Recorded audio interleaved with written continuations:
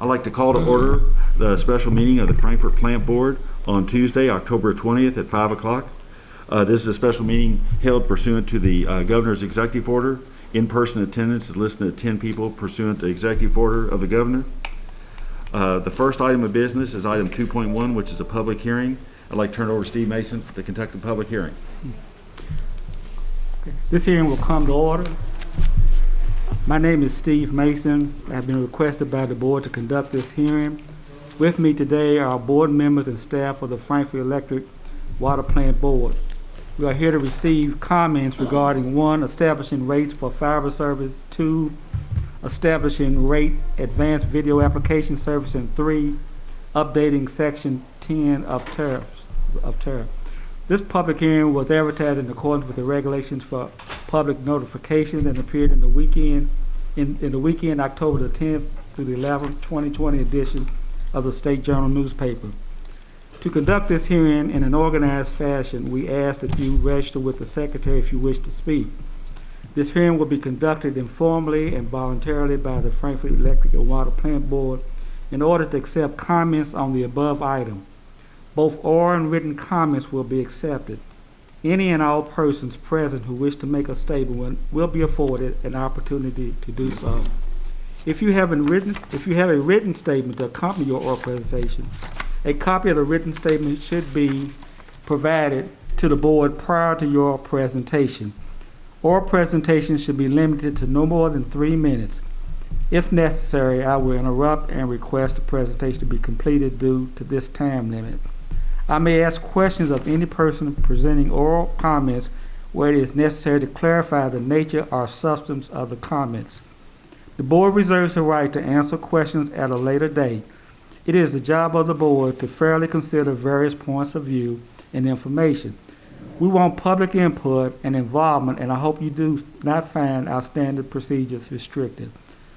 Additional oral comments and written comments will be accepted and considered if they are submitted no later than the end of normal business hours on Monday, November the 16th, 2020.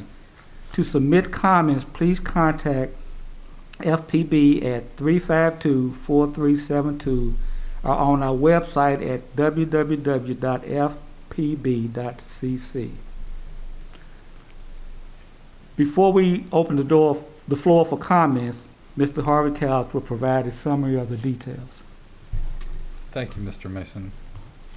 I'll just sort of recap the proposed rates that are on the notice. First is establishing new rates for our fiber service for residential and business customers.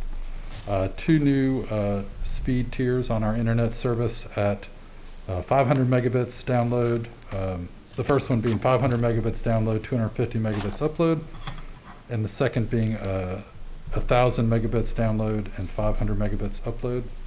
The rates at that $90 for the first tier and $100 for the second. The standard 2 and 3 service discounts will apply, and these services will be eligible to receive an additional $10 discount with a 12-month service commitment, auto pay, and e-bill. Those discounts can be increased with GM approval based on market conditions. It requires a whole home Wi-Fi and whole home base unit and is not available in all areas. The business high-speed internet service at the same speeds, the pricing at $200 and $250 respectively, with additional discounts for the 2 and 3 service customers. Second, establishing a rate for our advanced video application service, a $5 monthly fee per household for the advanced video application fee, and then optional additional cloud DVR service and additional streams available as well. And then finally, updating Section 10 of our tariff, which covers our internet service, mostly just cleaning up old language, but specifically adding a section regarding early termination charges that will be tied in with the 12-month service commitment. So those are the proposed rates and tariff changes. And if there's anybody here, I don't think we received any comments prior to the meeting, As you had mentioned, we'll continue to collect those up until the next meeting. Staff will endeavor to respond to any of those comments either tonight or in the future, as soon as we can. So with that, I turn it back over to Chair. Harvey, for a customer out there who's already receiving service, right now, what's the impact of this on them? If they're maintaining their existing service, there are no changes to existing services. Okay. We're just talking about establishing rates for these new services, the fiber delivered services that we're going to start rolling out soon. Okay. So if you want to keep the same, you're not upgrading, just keep it, your bill stays the same. If you want the faster speeds, you want the higher, that's where we now have a rate structure for that. Yep, exactly. Thank you. Catherine, did you? No. You see? Any other questions? So I'll turn it back over to you. Okay, with that concludes the public hearing on the rate proposals. The next item is approval of minutes, and before that, Kathy, would you call the roll? Member Hale? Here. Member CUBINE? Here. Member Mason? Here. Member Snyder? Here. Member Dutton Mitchell? Here. Here we have a quorum to do business. First item is 3.1, which is consider approval of the minutes of September 15th, 20 board meeting and the September 29th, 2020 special board meeting. Does anybody have any changes, corrections to either one of those minutes? Make a motion for their approval. We have a motion. Do we have a second? I'll second. We have a second. Any further discussion? Seeing no further discussion, all those in favor say aye. Aye. Opposed? Minutes are adopted. Next is item 4, action item, accept financials. Mr. Denton? Thank you, Mr. CUBINE. Good evening, members of the board. I'd like to turn to page 73 of your board packet.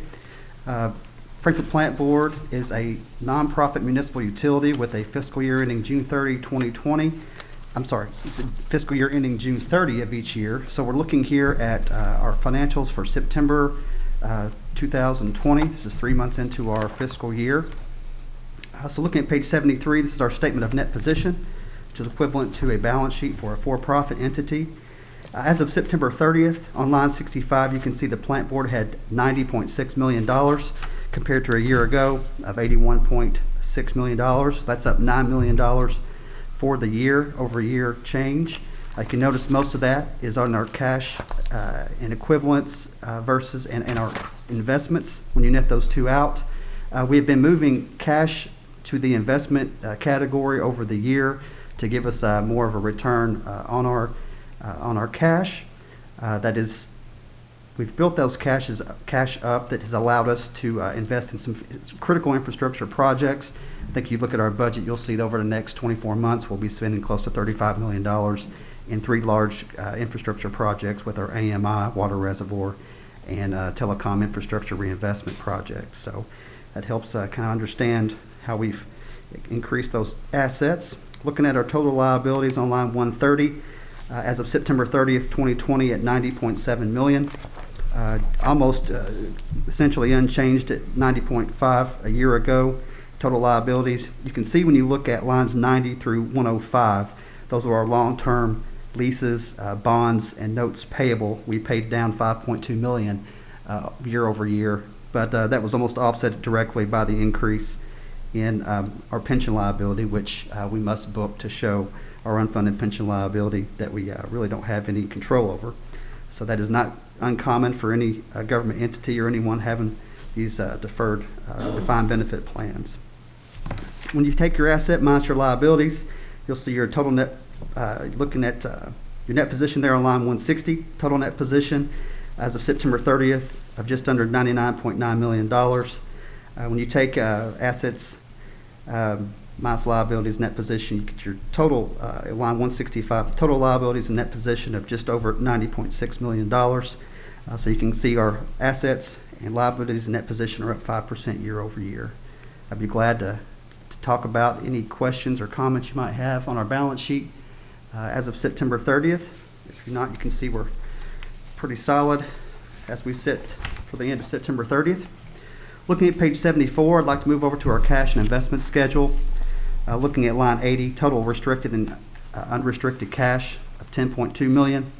Line 150, total restricted and unrestricted investments of $35.4 million. You add those two together, that'll tie back to our total cash and investment balance over on our statement of net position we just covered. I'd like to briefly talk about our bonds, leases, and loans payable. This is on the next page there. You can see we do pay our full-service network, our telecom debt semi-annually. So in September of 2020, we did make two payments.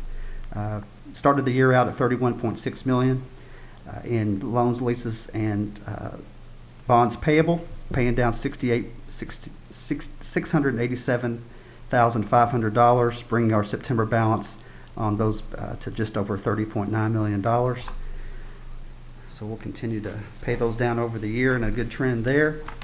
And I'd like just to briefly talk about our financial performance through the first 3 months of this fiscal year, turning on page 77 of our board packet. So on page 77 is a statement of revenue, expenses, and change in net position. I'm looking at the third column. This is our current year-to-date. I think looking at year-to-date numbers is a good way to go here. On line 20, total revenue, just over $25.7 million. You can see when you look at year over year, that's down $450,000. But this number we're looking at is net of the electric rebate, which was up $400,000 from the prior year's rebate that we gave. So that kind of helps explain some of that decrease. When you take out your operating expenses on line 50, your total general administrative expenses on line 285, add back in your other revenue, you'll see there on line 365, we have a total net contribution similar to a net income for profit of just over $3 million. For the year, this is, I know something we've talked about when we budgeted for electric and water usage. Looking at for the year, the first 3 months, we're down about 2/3 of 1%. So not too bad there as far as economic activity in our community and the amount of kilowatt hours sold. It's very much in line with a year ago. Water is essentially unchanged. It's just 0.1% decrease from a year ago. And we are up on our cable revenue because of our increase primarily in our internet customers for the year. So when you look line 365, we are down $650,000 compared to a year ago. But if you were to add back in our increase in bad debt, we would be almost the same as a year ago. Our bad debts increased $645,000. We have an allowance for doubtful accounts, so that's not completely written off just yet, but we do our best to estimate what that's going to be. It could be less than that as the year tracks forward and as we get back into our disconnects process that we'll talk about later on. But that's where we are through the first 3 months of the year. I'd be glad to answer any questions. And in your board packet, we also have our two check registers from our two most active operating accounts. So I'd be glad to answer any questions you may have. Anyone on the board have any questions, David? Okay. Do I have a motion to accept the financial reports? So moved. Is there a second? Second. Catherine, second. Any further discussion? All those in favor say aye. Aye. Opposed? Financials accepted. Thank you, sir. Thank you. With the board's approval, I'd like to move item 8.10 up. That's the FPB cutoff policy, and CASSIE and the staff in customer service have stayed over so y'all could ask her some questions. So I told her if possible we'd try to get her up here because she can talk about that. As y'all know, Dawn and I last Friday met with the mayor and with Deputy Judge Executive Hellard, along with community leaders, and CASSIE, Gary, David, Hans were in there, and we went through the governor's executive order that was in place at that time. We went through the Public Service Commission order and then discussed various community resources. The mayor's working on a plan for small business. Bluegrass Community Action has some very limited funds available that'll be expiring. And of course, since then, and Hans sent it out the other day, the governor has issued an executive order and revising it to allow cutoffs, and has put $15 million out of his federal CARES money into the Team Kentucky Fund. So there's a lot going on, and I thought it'd probably be, at this point, and David can talk about it more. We've had, we're up to what, about 2.5 million, David, in bad debt? Yes, sir. As of the end of September, we had total past due balances of $2.5 million. Typically, we range around 800,000. So you can see the difference there. 800,000 rolling a balance month to month versus $2.5 million. And then we've waived, what, about 400,000 in late fees? Yes, sir. Since mid-March 2020, we've waived $400,000 in late fees. Okay. That So- would be. So if it's all right with the board, ask Cassie to go through what the cutoff, and the way I understand it is, these are procedures that we currently have in place. And obviously, the board has the discretion to amend those, change them in any way, or we don't have to take any action, and they will continue to use the current procedures that have already been adopted for past due accounts. And then Hans is here, and he can talk about any of the 3 executive orders that are in play. So Cassie, with that, you want to lead off? Sure. Thank you all for allowing us to talk about this. We know it's an ever-changing process for sure.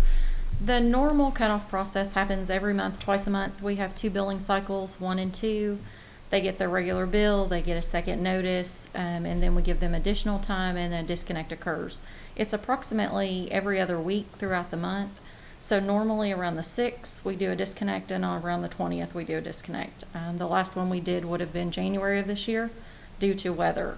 The tariff prohibits disconnections when weather is below and above certain temperatures, so we abide by that. And then, of course, with the orders, we voluntarily suspended in March, and then we're required to in May. And with the recent information we received, regular PSC operated businesses, utilities, I apologize, that are covered under the PSC could resume as of October 20th. Municipals that were excluded from the governor's order, we can resume as early as November 6th. With the notification that we need to provide our customers about this process, as well as some additional things in the governor's order regarding payment arrangements that have to be put in place with these customers. Our soonest disconnect would probably take place around the end of December, provided we follow all our normal noticing protocol. And then we also discussed giving them additional notification to advise them of this change since it's coming back, and also make them aware of all of the community options they have available to them to possibly assist them with their bills.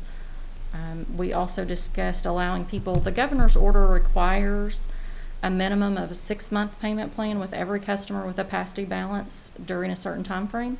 And we have taken those balances and extended them just a little longer based on the balance to hopefully help customers even more. And then have plans to display that information for them on their billing for them so they understand what they need to pay. Excuse me. I'd be happy to answer any questions you guys have about what we currently do or what we plan to do, if you have specific questions, and I can answer them. Steve? Is the payment plan, is that in addition to what the regular monthly payment would be? You know, you're incurring the normal payment each month. So that $600 installment on the arrears is tacked on to that, is that correct? Yes, sir. All customer payment plans right now, we do payment arrangements every month with customers. We just know we're going to have a larger volume.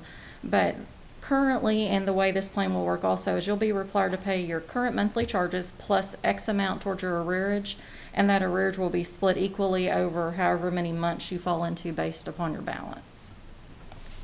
So what's the average right now, rearage for residential? As of today, talking to IT this afternoon, if we ran a list today, we have approximately 3,200 accounts past due, and 1,860 of those are less than $600. So those people are looking at the 6-month payment plan that we offer. So a little more than half, and 2/3 of those individuals would have less than $100 extra per month, based on what their current balance is as well. Well, let's see, John, you had your hand up, same time, Steve, I'm sorry. You said the earliest possible cutoff date based on the schedule that's been laid out before us is in late December. We're gonna run right into the temperature issue, and will we have to kind of forestall any disconnects we do in case people can't come to any kind of agreement or anything like that? Currently, the tariff does have that temperature provision in it, and we don't see making a change to that. So we do always run into December, usually through March, disconnect being an issue because of the weather. The tariff does provide a provision for the plant board to cut off telecom services in the event you cannot cut off electricity based on temperatures. And that's something that you all could choose to continue to do or not do, but that is currently the policy in the tariff that we would normally operate under. Catherine? So my understanding is that the automatic payment plans have to be set up and communicated by November 6th, is that right? It's our understanding that the soonest you can do the disconnects would be November 6th, so you have to communicate with them prior to. We're at least 2 months away from being able to do any disconnect, so our goal is to start notification as early as next week with the bills that will be printed on Monday. October 26th is our closeout for one of the cycles. So we hope to start notification there and then continue that with our second notices in the next cycle, which would be November 6th and November 11th, as well as media is working on getting a direct mailer out to the specific people that are past due to notify them, and putting the information on all of our social media outlets. So as far as under the new governor's order and the kind of the automatic payment plan, nobody's been set up Correct. with that. And under the voluntary that we were already working on, what was the percentage of response to setting up a payment plan? I don't know the current number of accounts we have on a payment plan. I don't know that exact number right now off the top of my head. I do know we did a telephone campaign for past due customers back in August, and we got about 11% of those to sign up for a payment plan. And any existing payment plan will not change or go into this required time frame that he has issued. And also the order allows for payment plans outside of that. So if the 6 months doesn't work for someone, or we've even extended to 12, 18, and 24 based on your balance, if that doesn't work for you for some reason, he has asked that we, go outside of that. Mm-hmm. And we intend to do that to the best of our ability to help the company as well as the customer. Okay. So people that have already set up a payment plan, they'll still be notified of, here's an option if you choose to switch to this other option. At this time, they'll be given the information that the governor's order has been released, and that, yes, ma'am, that is an option for them. And if they wanted to change it, they would have to notify us. Everyone will be automatically enrolled into something once we do our next billing by hopefully November 11th when we do our testing. IT is working diligently on a way to display this information for customers on their bills, in the hopes that it makes them easier for them to understand what they need to pay. And once that happens, if you cannot do the arrangement that you've been set up in, it would be the customer's responsibility to reach out to us, let us know that, and us work out something different with them. And that'll be communicated Yes, at that ma'am. time? Mm-hmm. Okay, thank you. Dawn? She answered it. Okay. John? Any differences now? How are we gonna handle commercial customers? How many do we have of those? And is that gonna differ in any way from how we're handling residential customers? To my knowledge, I don't know the exact number, but I think in our last meeting, we had about 400 that were business customers of this 3,200. We intend to handle the disconnect the same, the process the same. The only difference in the governor's order for residential versus commercial at this time is late fees. And so we'll, of course, follow that as he's indicated. And on this one in particular, this is one that the mayor, when we had the meeting, the mayor and Tommy Russell joined via video. Mm-hmm. And this is the area that the mayor's discussed, and I think you were going to follow up with their staff, and they were going to try to get in touch with small businesses to remind them that they have some CARES money that they're trying to target towards small businesses, weren't they? That's correct. And Kathy Lindsay is also working, she actually did already a blurb on social media about those CARES funds that are available to our customers. And we shared the website that customers can go to with our billing staff, so that any business customer they interact with, they can give them that information, refer them to that website, and hopefully allow them the opportunity to take advantage of some of those funds. If there's a business customer watching tonight, if you go to the City of Frankfort's website, frankfort.ky.org, at the very top, you can see a Business Recovery Resources link. You click on that, and you can get the application to apply for the city's business recovery resources. Plus, we'll be making sure we get all that out on all of our social media and around 10, and Miss Kathy Lindsay will have her hands full the next 60 days. Yeah, and Kathy agreed. I guess we volunteered her, didn't we, Dawn? We did. A lot of the groups that were the Salvation Army, ROSM that were on, wanted like a central point of contact. So Kathy got herself a new job title, and she accepted it. So, Kathy, do you have anything? Are you on with us? She's outside. Does she want to say anything, or? Well, and I just think they did a great job because we had our meeting and like a half an hour later, you all had something on Facebook with the community actions link to the money that they had mentioned. Mm-hmm. So y'all were really great on getting that out there. Thank you, we appreciate that. And we received the governor's information regarding municipal utilities after 4 yesterday. And we were in meetings this morning and have more scheduled for in the morning to really, we've talked about for several weeks how we're gonna handle the process, but once we got his information, we've tried to move quickly so that we have a lot of time to let our customers know that the change is coming again, so. Kathy, is there anything you wanted to add on the whole communication issue and how it's working? I think Cassie's done a good job explaining. We had a little meeting earlier today also to talk about, we talked about the direct mailing that we're going to be sending, and that will include all of the information as far as resources, the governor's resources, our local resources, and what the city's going to do. And also put it on our website, social media. We'll be talking about it on the radio, on the TV show. Lots of opportunities. But we will also have the opportunity to share that with all of, like ROSM, the Salvation Army, and the other groups of Bluegrass Community Action. And then they can share on all of their respective sites as well, just to get the word out. So, do we have a list of those people, those organizations? It might be good just to mention them here because it also helps us that people contribute to them, to those groups right now. So, for whoever's listening to us right now, maybe they aren't informed about who those people are. The local agencies that customers have access to are Bluegrass Community Action, the Salvation Army, and ROSM, which is any local church. Any church in the community, whether you're affiliated or not, pulls their funds together through ROSM, and they make disbursements through that, so that's all available. And then also, as David mentioned, for businesses, the city website.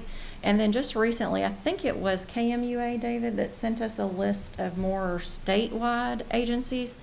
And we can get that out because we just received that this morning from KMUA of more, the website for the federal CARES money that the governor has referred to and how people can sign up for that. We just received that information, and so we're going to be putting that out there to everybody also. Wasn't there another organization set up because of COVID-19 that people can contribute money to locally? Team Kentucky. Yeah, Okay. but I thought there was a state and there was a local affiliate of that. I'm not sure what that is. There's been a local fund that you can contribute to that was set up like in the past year. It was before COVID. I think this one because there's an online site that for the Franklin County where you can contribute money. Okay. And it was like Team Kentucky. Okay. So Well, I'll definitely try to see Yeah. if I can find out and check with the city and fiscal court as well to see if they have that information. Something that I would like to add is that since I have been so graciously given the title of coordinator of getting all of this information, I would love to, and working with Cassie, because I know she has a lot of contacts, is get all of this information as far as resource information and links and do like a kind of like a clearinghouse page on our website that would then we can just give people, you just go to this link and it'll have all of, links to all this information. And maybe when this board meeting shows on Cable 10, you could put those links in there during this section so if people were watching and they heard it, they know where to go to get information. Right. Sounds good. Yeah, and might point out, they brought up during that meeting that both Salvation Army, Bluegrass, that their lobbies are closed. Yes. That people cannot go there in person. They have to do it either online or by phone or whatever. You can call or go to their website and set up an appointment that's a virtual appointment And it looks like they'll go over everything with you and tell you what you need to do or help you fill out your application or whatever. So I guess at this point, we've got Cassie and Kathy here, so we got two things here. One, does anybody have any more questions for them? And in terms of process and procedures, I think obviously they're going to keep us posted as we go on this, but is there anything about policy, procedures, or anything that anybody wants to talk about anymore, change, modify, revise, or just let it see how it works and then? I guess I would ask the staff if they have any recommendations. Do we need to change any process we have? Or do you feel comfortable with the process we have in place right now as to get us through this? I mean, it seems to me what we do goes beyond what's in the governor's order, because we go beyond 6 months on the commercial on the residential and all that stuff. I just didn't know if y'all had any thoughts about any changes we might need to make. One thing we like to mention, actually you already gave us this authorization, is waive the first round of reconnection fee. Okay. That's what we plan to do. Okay. But we already checked it, we can do that currently based on our tariff. Right. But I do want to update to you, that's what we plan to do. And That's $68. And we've already taken that action. We've already taken that action, correct? We plan to do, we didn't do any Okay. disconnect yet, but when we started early But December. we as a board already gave you that authority, Yes, correct? Yes, Okay. as we know, yes. That's one thing. Another thing we probably like to mention, based on the new standard, we really like to encourage the customer to apply for the state government new fund. Because if people think you're not qualified, actually the standard is different. So this time you definitely have a much higher chance to get those funds, correct? Correct, and that's one thing I did want to mention, since this is televised and our customers can see it. We hear a lot in service, and especially over the last 2 weeks, I don't qualify, didn't qualify before, and we just can't stress to people enough that they have changed the guidelines and the policies. They're constantly fluctuating, but it's worth asking whether you qualify, because you may not have ever qualified before, but you could very well qualify now for the federal funds that are available, because the criteria is completely different and ever changing, so it's worth asking. Even if you've asked before since March, I think it's worth asking again to see what's out there available for you. So there's nothing we have to take action on unless someone wants to make a change. If not. Cassie, thanks for staying over tonight. Absolutely. And appreciate what you and your staff and your team's doing, because I know you've got a lot of customers to deal with in the upcoming month and trying to work through a lot of arrangements. So It's going to be interesting, but we appreciate you all's support. And if you have any questions, feel free to email me or anything you need to. Thank should we you. talk to you or should we talk to our coordinator there? Thank you all. Thank you. I'll be out here if you need anything. The next item is any public comment. Anybody signed up for public comment? Kathy? Poe, do we have anybody signed up? Okay. Next is website comments. Kathy? Just had the one that was included in your board packet. Okay. Next is departmental reports. Vince, you're going to handle those? Yes, sir, Mr. Chairman and Board. Just briefly, your individual reports start with telecommunications on page 145 through 148. Those are the normal statistics you're used to seeing. And I will just add to that, we are working on the satellite dish relocation as part of the reservoir project. We've got the pads poured and doing some of the work with the conductors and things we need to make that work. We're also continuing to work on the planning part of the Moby TV and getting some of the equipment and things together to make that happen. And of course, the contractors that are doing the fiber work are continuing to work every day on that. Next department would be the electric department. Those statistics are on page 151 through 154 of your packet. And then I'll add to that, the crews primarily have been working on 4 different reconductor projects that we're working on downtown. Those are projects we put in the budget every year. We just continually reconductor and work on, continue to improve the system. And we have some bids out for breaker replacements at some of our substations and just general equipment and underground fault indicators and things like that. So basically, business as usual on those kind of things. The SEPA report is on 155 through 157. And I'll just make note that in August we made $56,639, and so far this calendar year we have cleared $509,111 through August. The next report will be the water distribution. That's on page 161 through 163. And besides those statistics that you see there, we have finished our annual flushing program. That completed a few weeks ago, and we're working in Blue Ridge Drive and Ridgeview Drive area, working on a new 8-inch water main in that area in Ridgeview. And then we are making preparations to start over on the Taylor Avenue side of 2nd Street.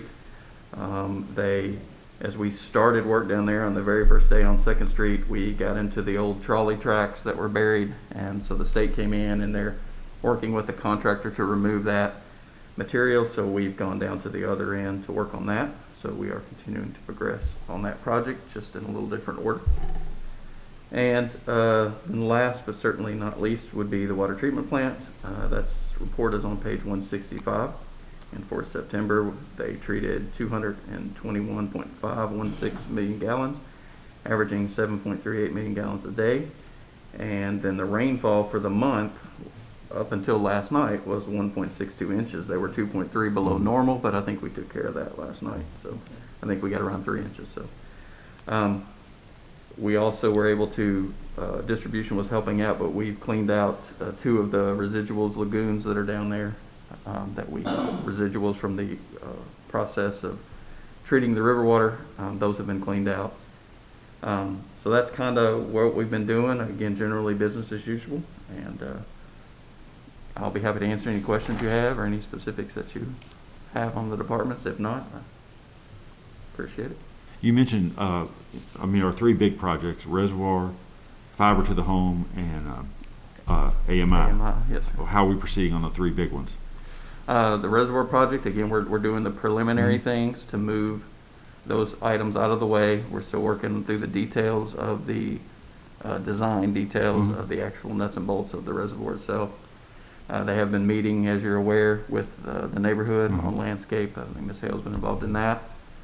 AMI, we are setting up the test beds that we need to set up, and I think there's you'll see a specific item in here for some poles that are a big part of that project. So we're starting to procure some of the pieces and parts. Water and electric both are starting to set up their test beds to begin the first pieces. So that's moving along according to schedule. And what was the other one? With the reservoir, AMI, and fiber to the home. Fiber to the home. Fiber to the home, the contractors are continuing to work. Again, we're a little bit ahead of schedule on where we thought we might be. And they're continuing to do that work every day. And again, one of the things we're trying to do, a project that big and as fast as we're moving with some of that, is a lot of equipment we have to order all the time. And COVID has created some issues on equipment availabilities. So we are trying to get those orders as far ahead as we can to continue to move with that project and not have a slowdown. So far we're able to continue along, but there are equipment constraints that we see coming, so we're working on those as best we can. But other than that, they seem to be going pretty well. Any questions for Ben? Okay, thank you, sir. Yes, sir. Next item is item 8.1. Consider award of bid invitation number 1700, distribution reclosers to Brownstown Electric Supply in the amount of $55,000. Jennifer Hellard.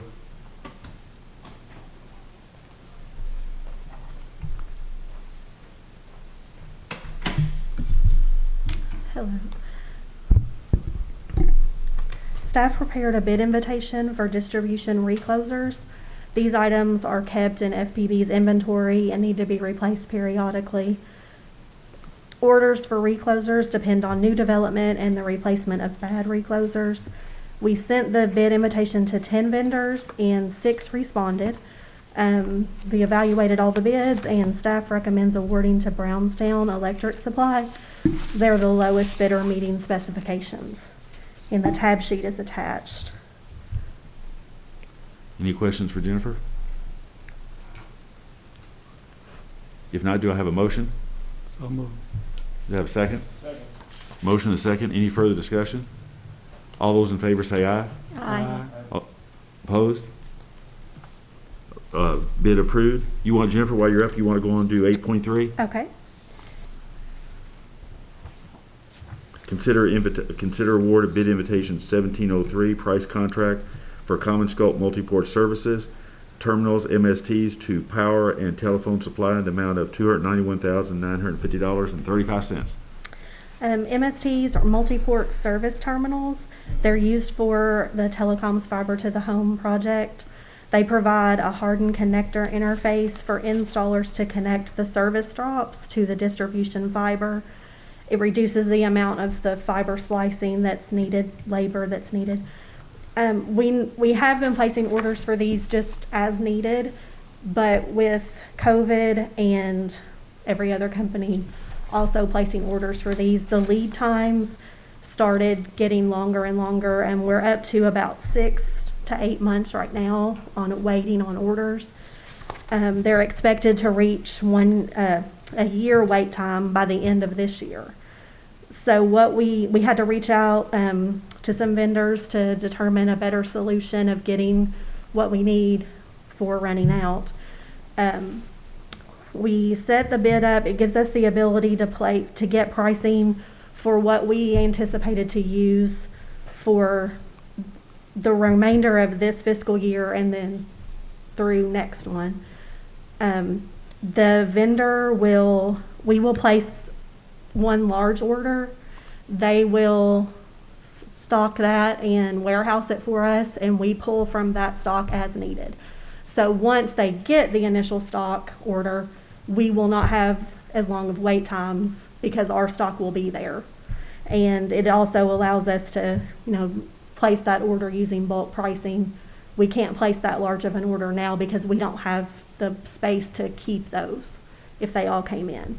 So we sent this to 7 vendors and 4 responded. Power and telephone supply was the lowest bidder meeting specifications. Any questions of Jennifer on this? John? So Jennifer, we're gonna essentially buy what we need for this fiscal year based on the budget number and all that, and then, but we still have the option to carry it through the next year. Right, when we need to buy again. estimated amounts through next fiscal year also.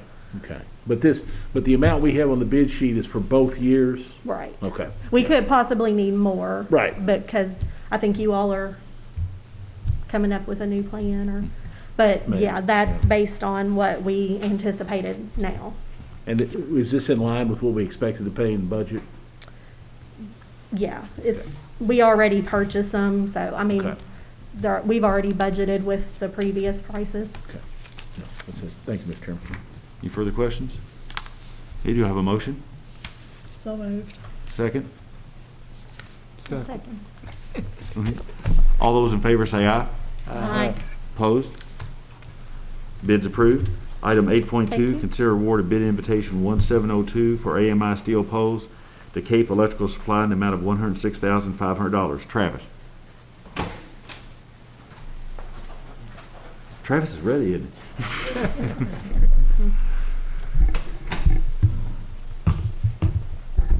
he? Good evening, everyone. Staff prepared bid invitation 1702 for steel poles necessary for the deployment of the AMI communication network. The bid was publicly advertised and issued to 9 vendors. 5 responses were received. We reviewed the bids and recommend award to Cape Electric Supply, who's the low bidder, who also met the specifications. The poles will be deployed throughout FPB's territory for electric and water meter communication base stations. These dedicated base station sites will ensure FPB's upcoming AMI system will perform as expected.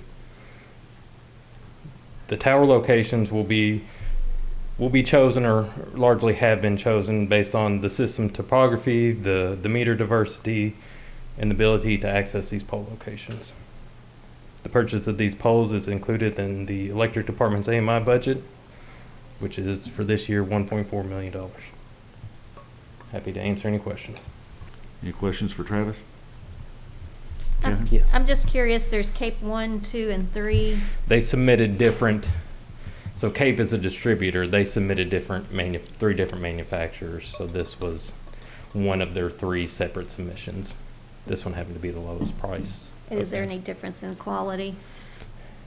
No, this is not a vendor we've worked with specifically, but No, I'm not aware of any difference in quality. None of the bidders that we reviewed submitted any exceptions to the bid. They all, according to their responses, met the spec. Thank you. Any further questions? Okay, if not, do I have a motion? So moved. A motion, do I have a second? Second. You have a second? Any further discussion? All those in favor say aye. Aye. Opposed? Bid's approved. Thank you, Travis. Thank you. Item 8.4, consider approving NCTC Scripps retransmission consent agreement for carriage of WLEX. Harvey. You're going to be up here for a while, Harvey. Hopefully not too long. Thank you, Mr. CUBINE. Staff and the Cable Advisory Committee recommend the approval of the NCTC retransmission consent agreement with Scripps for carriage of WLEX 18, the NBC out of Lexington on cable channels 7 and 507 through December 31st of 2023. This is in some ways a result of the TV Viewer Protection Act of 2019, which requires the largest media companies to negotiate retransmission consent agreements in good faith with buying cooperatives such as the NCTC. So I hope to have more NCTC retrans agreements for you guys by the end of the year. With this one specifically, the rates in the first year equate to a total reduction of 6.5% for WLEX and MeTV. Annual increases after that are 4.5%. New rates will go into effect January 1st, 2021.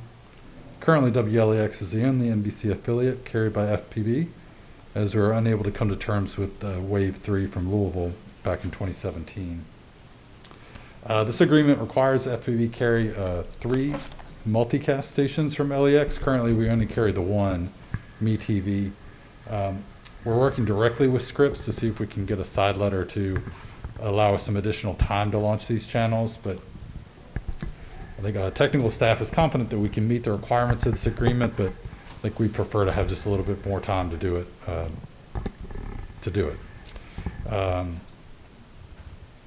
The staff attorneys review this agreement, meets with his approval, and I'll be happy to answer any questions on this item. Steve? So do we know those other multicast stations, where would they potentially be? In what package? Well, they're required to be on the most highly penetrated package, which would be limited cable, right? Which today is channels 2 through 30. There are no channel slots available between 2 through 30. Talking with Adam and Dave Brown, I think what the strategy would be for folks who have a set-top box, we'd probably put it up in the hundreds, but still make it available to everybody. They wouldn't have to have preferred cable to get access to it. And the folks who have a QAM tuner would likely have to rescan, and it would show up as an additional dot. So like today, if it's HD, LEX HD is 7.2, then this might be 7.3 and 7.4. I think that is the strategy right now. Yeah. So not perfect. Ideally, we'd probably like to do a full channel lineup, get a little bit more space in there, but that's going to require some more time. So. Yeah. Do we know what those channels are going to be? Today, the third, or I guess the second and third multicast that LEX offers are Bounce TV and Court TV.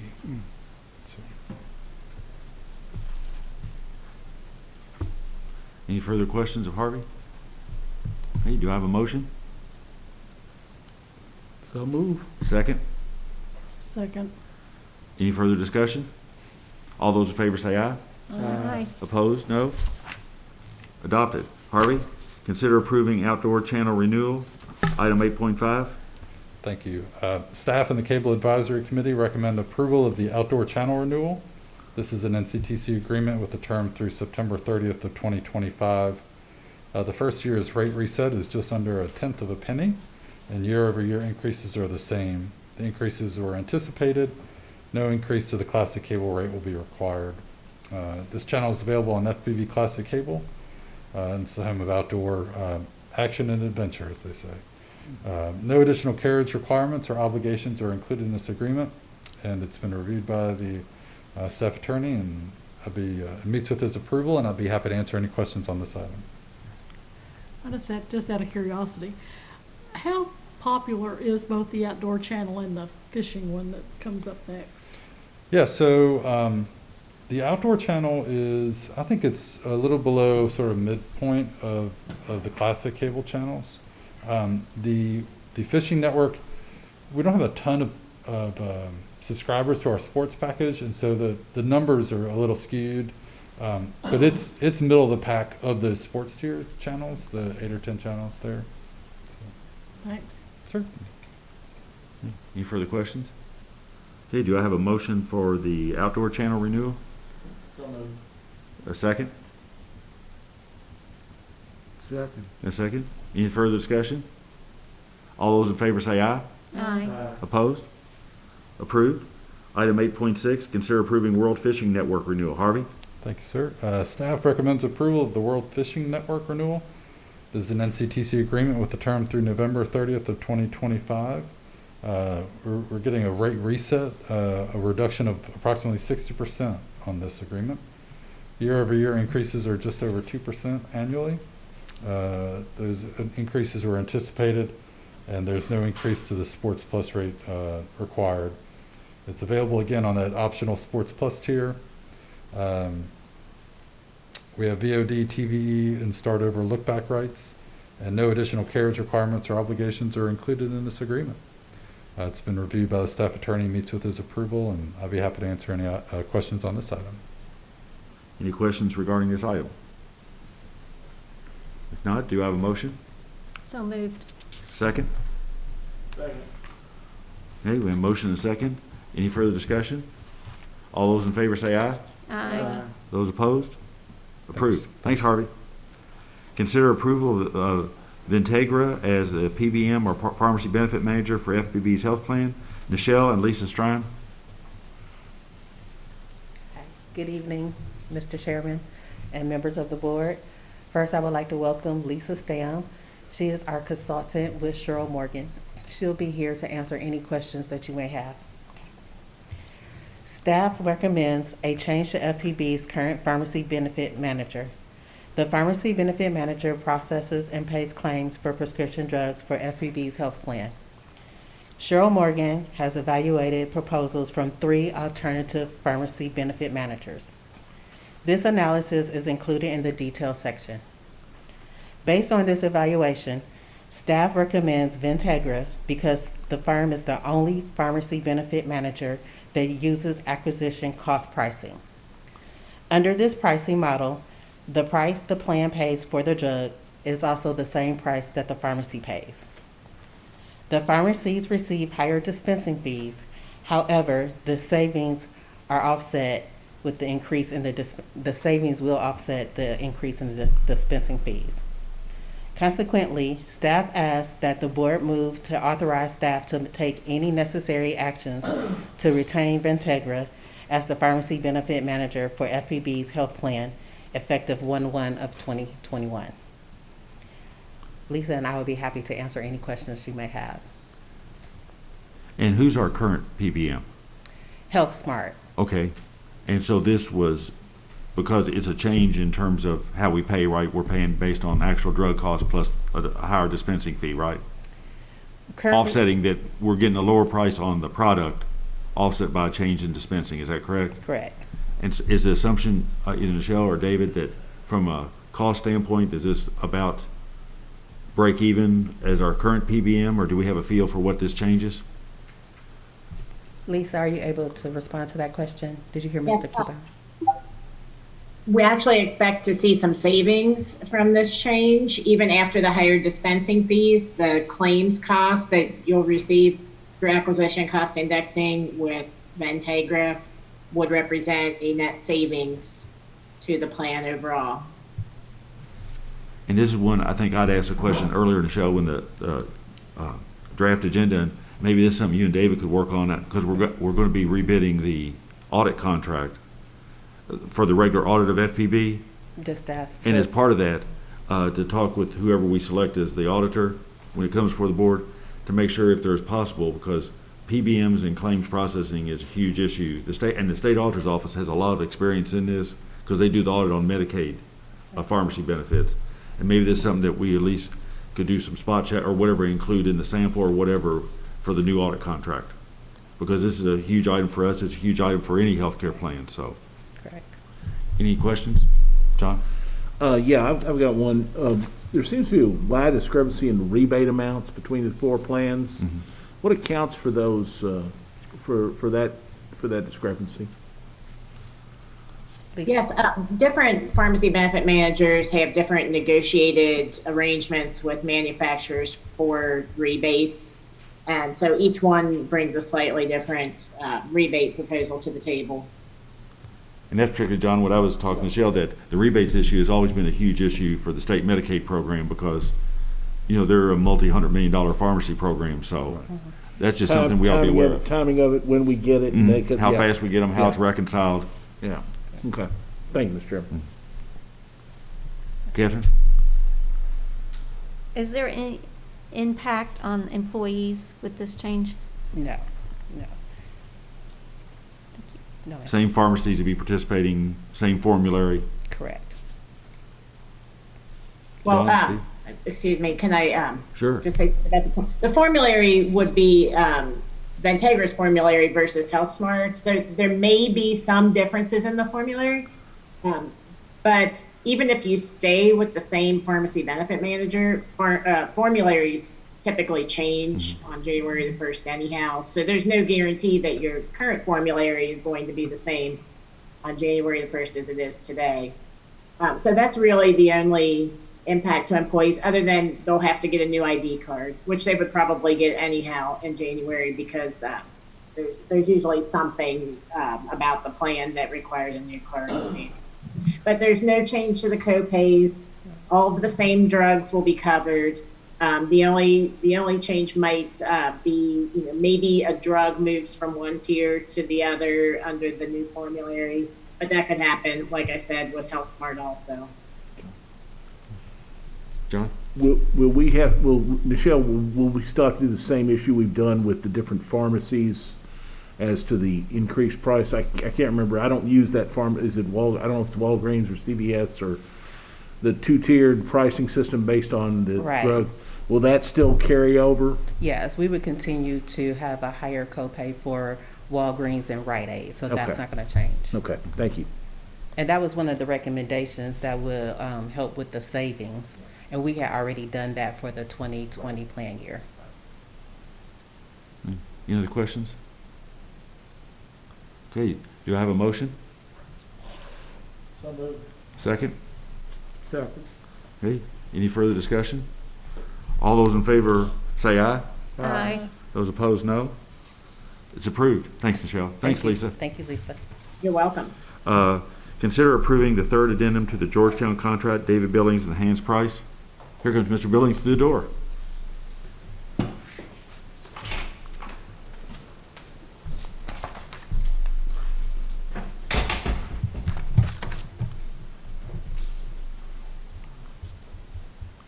Take it away, sir. City of Georgetown has been a wholesale water purchaser for 30 years. Its second addendum is set to expire later this month. As a matter of course, we reached out to Georgetown. They showed some interest in extending the contract, so staff worked with a contract extension, sent that to the City of Georgetown. It's been approved by their board and by their city commission. It's been reviewed by our staff attorney, so staff is recommending that this board approve the third addendum to the contract. They've been a customer, like you said, they've been a customer for a long time. Yes, sir, they have. Any questions of David? John? We talked about this a little bit. I just wanted to clarify. The issue we're having with Farmdale, with the recent court case, that doesn't apply here because Georgetown and I are both, what was the term we used? We're both providers? We're municipal utilities. We're both municipal utilities? That idea applies to PSC approval. We have two municipals that contract. The issue with Farmdale is a franchise agreement, and this may not, but that, you know, I don't think it should because okay. Two municipals. Okay.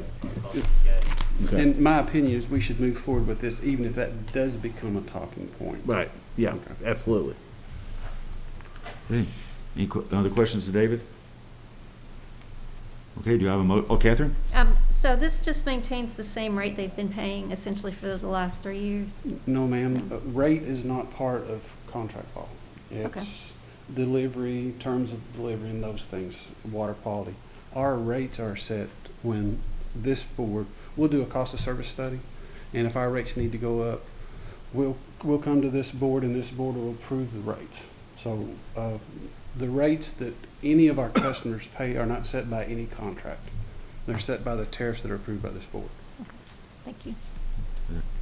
Take care of your... Yes. Okay. Any further questions? Okay, do you have a motion? So moved. A second? A second. Any further discussion? All those in favor say aye. Aye. Those opposed? Amendment's approved. Thanks, David. Thank you. Good questions. Next item is 8.9, approval of general GM contract extension until June 30, 2024. Basically including, this was sent out to you in advance, the attached employment agreement for the current general manager, who happens to be sitting here on my left. Basically, when Gary came, his original contract was 2 years and then automatically extended 1. We're in that extension year. We did Gary's evaluation earlier this year, and I think everybody felt he was doing a good job. We've got some major projects going on. I think we all feel okay. I think that we've got confidence in him based on the agreement. And what this basically does is extends his current contract, same terms and conditions. This does not include a salary increase. We set his salary increase every year when we decide either for him or for staff as a whole. Basically, a lot of the initial language was taken out of this when he first came. This basically is the standard agreement going forward. Same terms, conditions in terms of termination, leaving, and so forth, they're all unchanged from the original agreement. Basically, this just changes the term. The other thing it does is on January 1st of 2024, if either this board wants to continue beyond June 30th of 2024 or Gary wants to continue, both in agreement, it would automatically renew for a year. If either party decides they don't want to renew beyond June 30th, then they would have to give notice by January 1st, 2024, or that automatic 1-year renewal would trigger in. But like I said, everybody's had a chance to look at it. We've got it in front of you. Gary, is there any questions, comments, or you want to say? Or? Thank you. I appreciate it. You trust. We haven't voted on you yet.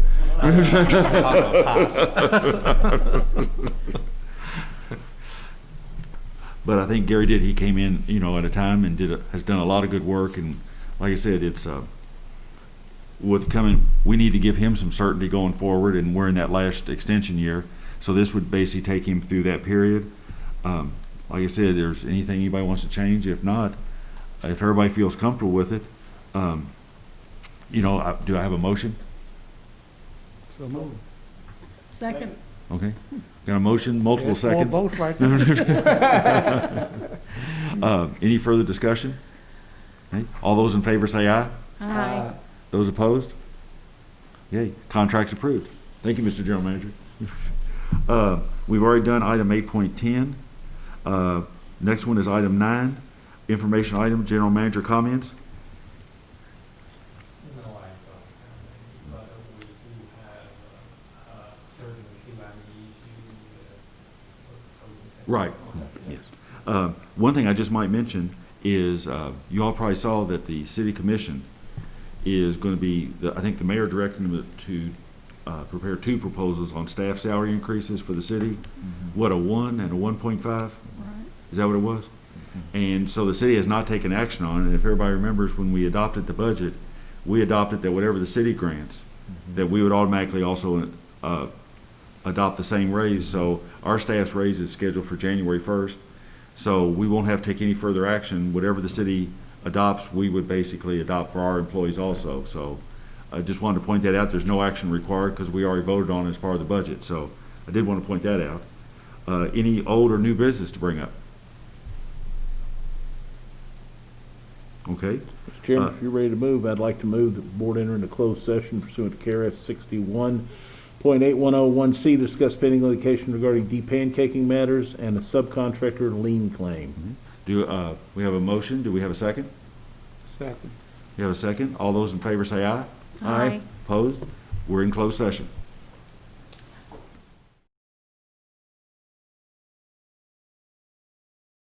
Do I have a motion to come out of closed session? So moved. Do I have a second? Second. All those in favor say aye. Aye. Those opposed? We're back in open session. Do I have a motion? Mr. Chairman, I'd like to make a motion that the board direct the staff attorney to negotiate the contractor, subcontractor lien claim that was discussed in closed session within the parameters defined by the board in the closed session. Okay. Do I have a motion? To Second. adopt? That's the The motion. motion, a second? Second. Okay, any discussion? All those in favor say aye. Aye. Those opposed? Motion's adopted. Do I have a motion regarding adjournment? So moved. A second? All those in favor say aye. Aye. We're adjourned. Thanks, everyone. Thank you.